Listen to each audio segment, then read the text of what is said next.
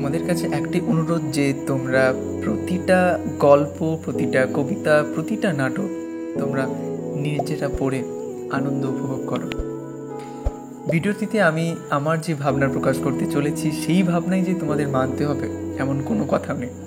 তাই তোমরা প্রতিটা রাইটিং নিজের মনের মতো করে পড়ে নিজে আত্মোপলব্ধি করো।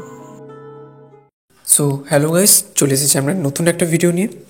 এবং আজকের ভিডিওর টপিক হচ্ছে, আজ আমরা ক্যাথরিন ম্যানসফিল্ডের লেখা একটা ছোট্ট শর্ট স্টোরি ব্লিস, এই শর্ট স্টোরিটার সামারি আজ আমরা এই ভিডিওতে আলোচনা করব। তো ভিডিওটা তোমরা কিন্তু শেষ পর্যন্ত দেখতে থাকো, ভিডিওটা কিন্তু খুবই ইন্টারেস্টিং হতে চলেছে। তো শুরু করা যাক আমাদের আজকের ভিডিও, ক্যাথরিন ম্যানসফিল্ডের লেখা ব্লিস।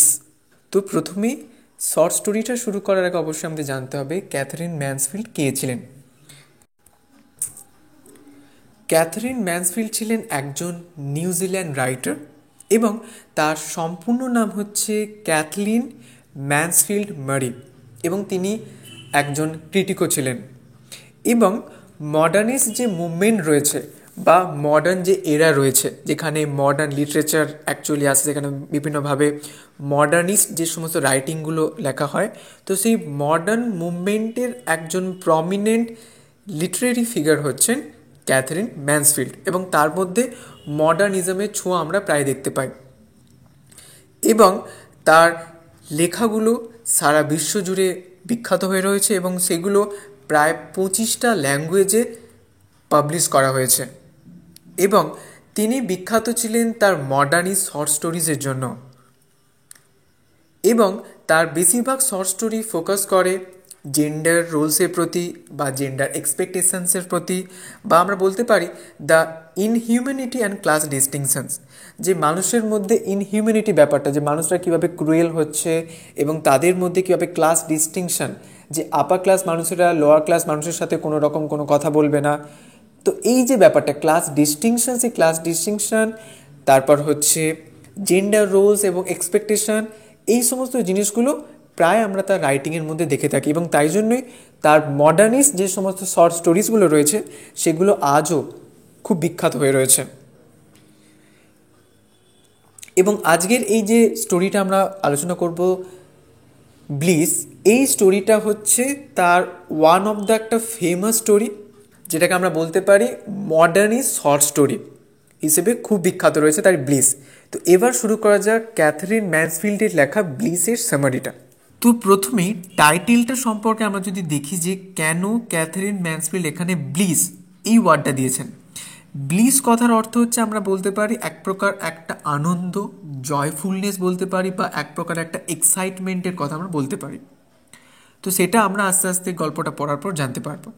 তো প্রথমেই গল্পটা শুরু হচ্ছে একজন 30 বছরের বয়সী একটি মেয়ে, যার নাম হচ্ছে বার্থা ইয়ং, এবং তিনি এক প্রকার একটা এক্সাইটমেন্ট বা আমরা যেটাকে ব্লিস বলতে পারি, সেই ব্লিসে আক্রান্ত হয়েছে। মানে আমরা বলতে পারি অনেক সময় আমাদের ক্ষেত্রে হয় যে কিছু একটা এক্সাইটমেন্ট আমাদের মধ্যে কাজ করে, তো তখন কি হয়, আমরা এতটাই জিনিসটার প্রতি নিযুক্ত হয়ে যাই যার জন্য তখন আমাদের খেয়াল থাকে না। সেই ব্যাপারটাই বার্থা ইয়ংয়ের ক্ষেত্রে হচ্ছে, যে বার্থা ইয়ং এমন একটা এক্সাইটমেন্ট বা ব্লিসের দ্বারা আক্রান্ত হয়েছে। কখন? যখন তিনি ডিনার পার্টি, তার যে গ্রুপ ফ্রেন্ডস রয়েছে তাদের জন্য একটা ডিনার পার্টি তিনি তৈরি করছেন সেই সময়। এবং পার্টিটা শুরু হওয়ার আগে আফটারনুনে তিনি তার বাড়ি ফিরে আসেন, এবং বার্থা তিনি মনে করছেন যে তিনি একজন অ্যাডাল্ট ওম্যান, এবং তিনি চাচ্ছেন যে তিনিও তার মনের মধ্যে যে এক্সাইটমেন্ট বা ব্লিস যেটা রয়েছে সেটাকে তিনি প্রকাশ করবেন। কিসের মাধ্যমে? ডান্সিং স্টেপের মাধ্যমে বা দৌড়ানোর মাধ্যমে। কিন্তু সমাজের যে রুলস রয়েছে, সেই রুল বা জেন্ডার এক্সপেকটেশন যেটা রয়েছে, যে একটা নারী তার এই রকম কোনো আচরণ করা যাবে না, তাই জন্যই তিনি তার মনের যে আনন্দ, সে আনন্দকে তিনি প্রকাশ করতে পারছেন না, তাই জন্য তিনি হতাশ হয়ে যাচ্ছেন। এবং তারপর তিনি তার বাড়ির মধ্যে ঢুকলেন, এবং তারপর তিনি তার কাজের মেয়ে যিনি রয়েছেন তাকে জিজ্ঞেস করলেন যে পার্টির জন্য যেই সকল ফলগুলো তিনি অর্ডার দিয়ে এসেছেন সেগুলো এসেছে কিনা। এবং কাজের মেয়েটি বললেন যে হ্যাঁ, সেগুলো সব আছে। এবং তারপর বার্থা বললেন যে অতিথিরা আসার আগে সেগুলো সব গিয়ে তিনি ব্যবস্থা করবেন। এবং তিনি তার ডাইনিং রুমে দাঁড়িয়ে তিনি কী করলেন, তার যে কোটটা যেটা ছিল কোটটা তিনি ছুঁড়ে দিলেন এবং ছুঁড়ে দিয়ে তিনি একটা মিররে নিজেকেই নিজে দেখলেন এবং রিয়েলাইজ করলেন যে সেই পুরনো ব্লিস বা এক্সাইটমেন্ট তার মধ্যে এখনও রয়েছে এবং এটা আস্তে আস্তে বাড়তে শুরু করেছে। যখন আস্তে আস্তে সন্ধ্যাও নামছে তেমনভাবে তার মধ্যে যে ব্লিস বা এক্সাইটমেন্ট বা আনন্দ, সে আনন্দকে প্রকাশ করার তার মধ্যে যে একটা উচ্ছ্বাস রয়েছে সেটা আরও আরও বাড়তে শুরু করলো এবং তিনি অনুভব করছেন যে তিনি যেন কিছু একটা স্বর্গীয় ব্যাপার ঘটতে চলেছে বা ঘটবে সেটার জন্য তিনি অপেক্ষা করছেন, এটা তিনি অনুভব করলেন। এবং তারপর বার্থা টেবিলের যে সকল ফলগুলো ছিল সেগুলো অতিথিরা আসার আগে তিনি সাজিয়ে নিলেন এবং ভাবতে লাগলেন যে কিভাবে তিনি ফলগুলোকে চুজ করেছিলেন, যেটা একেবারে মিলে গেছে তার রুমের ডেকোরেশনের সাথে। এবং তিনি মনে করেন যে এটা অযৌক্তিক বা এটা অ্যাবসার্ড, যেটা কিভাবে সম্ভব। এবং তিনি ভাবলেন যে প্রথম দিন যেদিন তিনি ফলগুলোকে বাছছিলেন তো তিনি তো কোনো খেয়াল না করেই বাছছিলেন এবং অবশেষে এটা অবিশ্বাস্যভাবে বেশ একটা সুন্দর সিনারি তার চোখের সামনে ফুটে উঠছে এবং তারপর তিনি হাসতে শুরু করলেন এবং হঠাৎই তিনি মনে করলেন যে এটা বেশ হিস্টেরিক্যাল মানে একটা উদ্দীপক টাইপের বা তার উদ্দীপনাকে আরও বেশি বাড়িয়ে তুলছে এটা। এবং তিনি কি করলেন, দৌড়ে গিয়ে সিঁড়ি দিয়ে উঠে তার যে ছোট্ট মেয়ে রয়েছে লিটল বি, সেই লিটল বিয়ের কাছে গেলেন এবং যাকে একটা নার্স দেখাশোনা করছে। এবং তারপর নার্স বার্থাকে জিজ্ঞেস করে যে বার্থা এবং লিটল বি সারাদিন ধরে কী করেছে। তখন বার্থা ভয় পায় এটা বলতে যে লিটল বি একটা স্ট্রেঞ্জ ডগের সাথে খেলা করছিল, এটা বলতে তিনি ভয় পাচ্ছেন নার্সকে। এবং তারপর বার্থা নার্সকে জিজ্ঞেস করলেন যে আমি কি নিজে লিটল বিকে খাওয়াতে পারি রাতের খাবারটা। তখন নার্স অনিচ্ছাকৃতভাবে সম্মতি দিলেন এবং তারপর বার্থা তার ছোট্ট মেয়ে লিটল বিকে খাওয়ালেন। এইভাবে তিনি তার যে ব্লিস বা আনন্দের অনুভূতির পূর্ণতা লাভ করলেন। এবং লিটল বিকে খাওয়ানোর পর বার্থা মনে করলেন সেই সকল গেস্টদের কথা যাদেরকে তিনি ইনভাইটেড করেছিলেন পার্টির মধ্যে। এবং তিনি ইনভাইটেড করেছিলেন মিস্টার নাইটকে এবং মিসেস নাইটকে, এবং যারা খুব ইন্টারেস্টেড রয়েছে থিয়েটার বা ইন্টেরিয়র ডিজাইনের ওপর। এবং তারপর তিনি একজন ফ্যাশনেবল একজন রাইটার যার নাম হচ্ছে এডি ওয়ারেন, তাকেও তিনি ডেকেছিলেন। এবং তারপর তিনি খুঁজছিলেন পার্ল ফাল্টনকে। এবং পার্ল ফাল্টন সম্পর্কে বার্থা অনেক জিনিস জানতে চাচ্ছিলেন, কিন্তু পার্ল কোনো মানুষকেই অনুমতি দেয়নি তার নিজের সম্পর্কে জানার জন্য। একটা সার্টেন পয়েন্টকে তাদেরকে আটকে দেয় যে এরপর তারা আর কোনো ডিটেলস জানতে পারবে না পার্ল ফাল্টন সম্পর্কে। এবং এইভাবে বার্থা তিনি অবাক হয়ে গেলেন যে পার্ল ফাল্টনের মধ্যে এমন কিছু আলাদা ধরনের ক্যারেক্টারিস্টিক রয়েছে।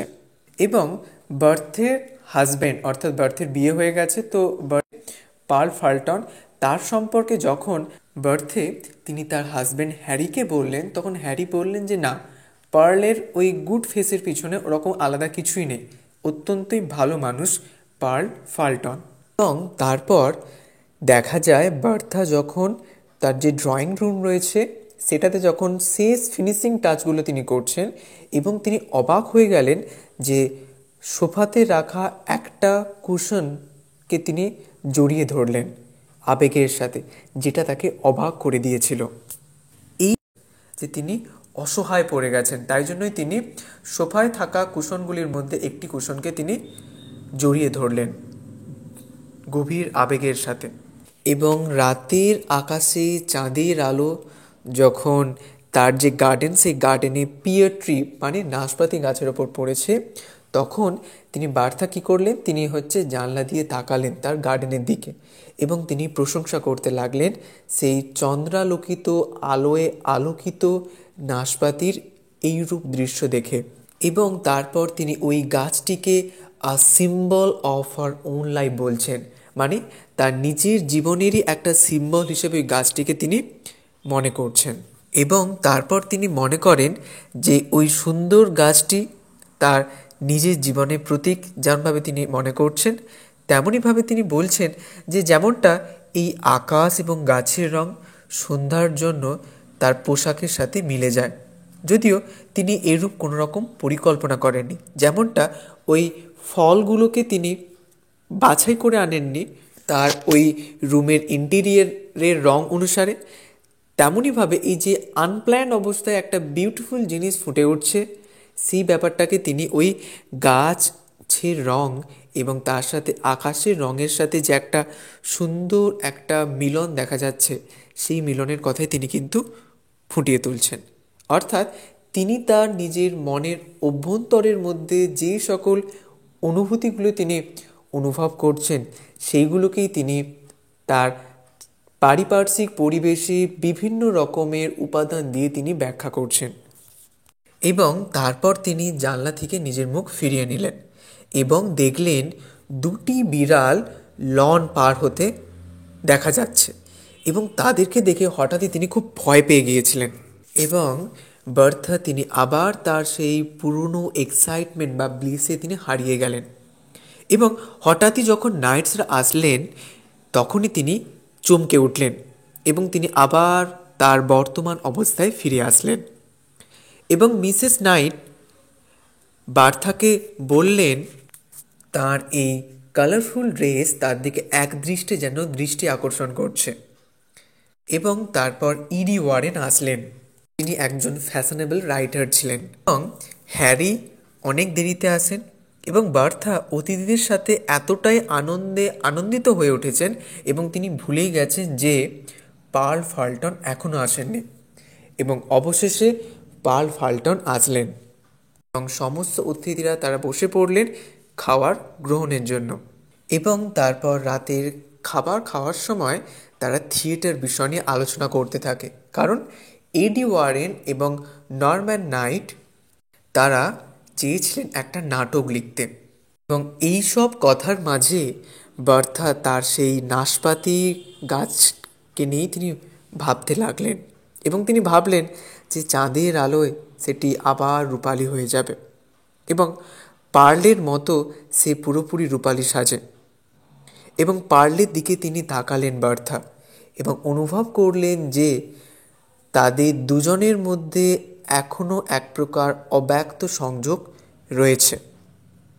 এবং তিনি ভাবলেন যে এইটা কেবলমাত্র মহিলারাই বুঝতে পারে, যেটাকে সিক্স সেন্স হিসেবে আমরা বলে থাকি। এবং রাতের খাবারের পরে পার্ল বার্থাকে জিজ্ঞেস করে যে তার একটি বাগান আছে কিনা, এবং বার্থা এটিকে মনে করে যে একটা সংযোগের চিহ্ন হিসেবে, এবং এইভাবে তাদের মধ্যে কথাবার্তা শুরু হয়।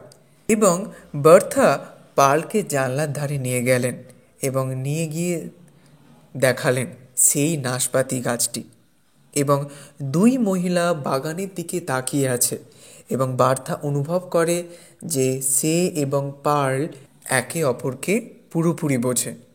এবং তারপর বার্থা এবং পার্ল তারা কফি পান করাতে জয়েন করে উভয়, এবং হ্যারি পার্লকে একটি সিগার অফার করলেন এবং বার্থা তিনি মনে করলেন যে তার এই রূপ আচরণ নির্দেশ করছে যে হ্যারি পার্লকে একেবারে পছন্দ করে না। এবং যখন অতিথিরা আস্তে আস্তে চলে যাওয়ার জন্য প্রস্তুত হচ্ছেন তখন পার্ল তার কোটটা নিতে যায় হলরুমে এবং হ্যারি তাকে অনুসরণ করে।